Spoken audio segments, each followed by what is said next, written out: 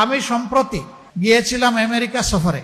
সেখানে নিউ ইয়র্কে একটা বক্তব্য রাখতে গিয়ে আমি বলেছিলাম, জামাতে ইসলামী যদি দেশ পরিচালনার সুযোগ পায়, কর্মজীবী মহিলাদের কর্মঘণ্টা 3 ঘন্টা কমিয়ে 5 ঘন্টা করা হবে। আরে যাই বলছি, বাংলাদেশের বঙ্গোপসাগরে জোয়ার শুরু হয়ে গেছে, চতুর্দিকে সমালোচনার ঝড়। হায় হায়, কি বলল জামাতের আমির সাহেব, এখন তো আর মহিলারা কোনো কাজই পাবে না।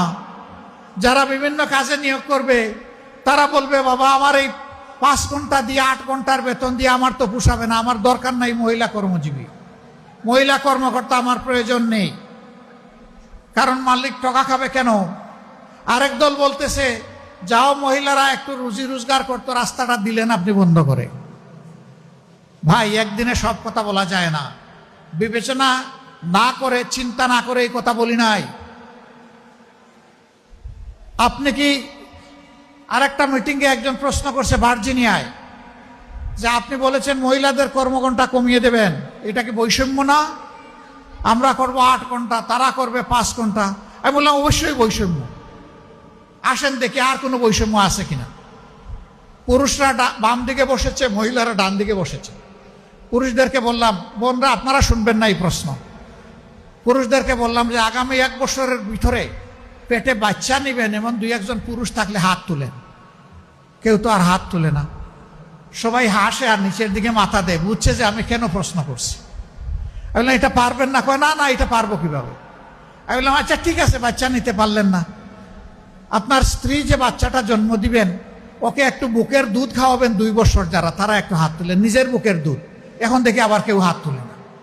আমি বললাম এটা কি বৈষম্য না? একজন পেটে গর্ভধারণ করলো, এরপরে বুকের দুধ দিয়ে বাচ্চাকে বড় করলো, আপনি কিছুই করলেন না, এটা কি বৈষম্য না? তো সে সব কিছু করবে, আবার প্রফেশনাল লাইফে এসে আপনার মতো 8 ঘন্টা কাজ তাকে করতে হবে, এইটাই বৈষম্য। এখন বলবেন যে শিল্প মালিক বাঁচবে কেমনে, সরকারের কাজ হবে কেমনে? অবশ্যই হবে। যে জাতি তার মাকে সম্মান করে, আল্লাহ সেই জাতিকে সম্মানিত করেন।